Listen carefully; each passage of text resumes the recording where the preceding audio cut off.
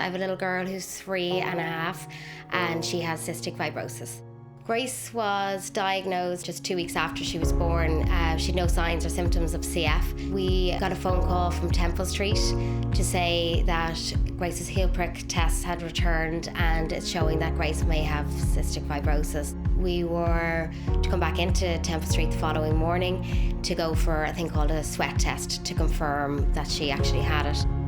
Finn is now 14 months old. He was diagnosed with cystic fibrosis when he was 24 years old, yeah. For us, cystic fibrosis was not something that even crossed our mind. You know, we had very little awareness actually of it. We knew what it was, but we kind of never thought it would happen to us. You kind of go through all the stages of grief over the first few months. You're kind of mourning the loss of a healthy child. You expect your baby to be healthy and then you're told that he's this life-shortening condition. So, I mean, to me, it was just a shock and I just cried. But it was because I didn't have an awareness. I didn't realise all the advances that had been made. On the diagnosis day, we actually learned how to care for Finn.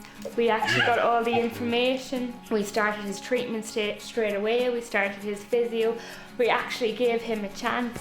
Temple Street told us to go onto the Cystic Fibrosis Ireland website and have a look and, you know, do a bit of reading up on it. You know, you meet other people, you meet older people with CF and, you know, you come to terms with it, you accept it's part of your life now. Life is different now with a baby with CF, but the first year of any little kid's life is difficult and things do get better. You get used to everything. What happens with CF is that you get a build-up of extra mucus in your airways and along the gut wall as well, and that can impact on people's ability to breathe well.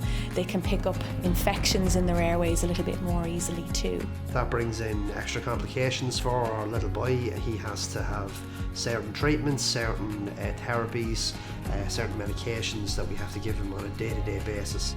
Once they're compliant with their medication and their physio, you know, they're capable of so much. Really, it's just a matter of incorporating it into your life, but it's well worth it.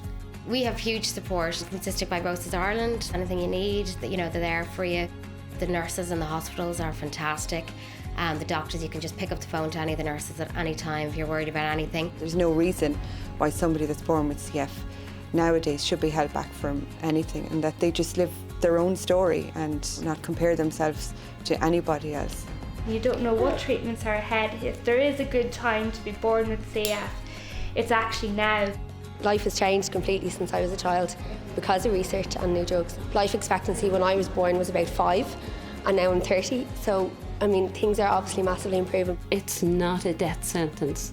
You can live with CF.